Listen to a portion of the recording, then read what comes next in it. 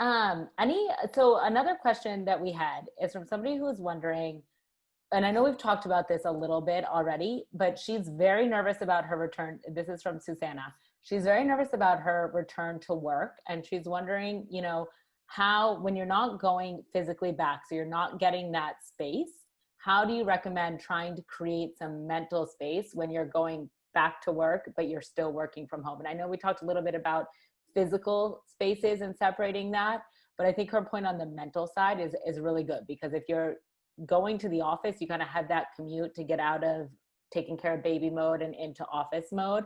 What are some tips or tricks that people can try and use when they're staying home? So getting out, so you're talking about like getting out of your mental space of like spending so much time with your baby and then having to go back to work and then not having all of that time, like kind of creating like the mommy guilt. Is that what she's kind of saying? I think that is what she's getting at. Yeah, exactly.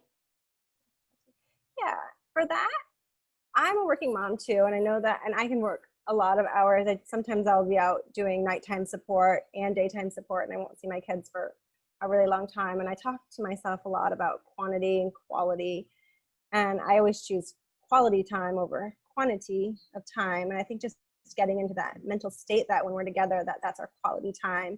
And just because we don't spend every waking moment together doesn't mean that there's like any difference in my parenting and love for them, knowing that I have to work to provide them the life that I want them to have. And when we're together, we'll just spend lots of time together. So just changing your mindset a little bit, and then remembering that, I mean, you have choices. So just because you were a working parent before, it doesn't mean that you don't have to go back to work if you really don't have to go back to work. So maybe just reevaluating your life and what's important to you now and what you can do and what you can't do.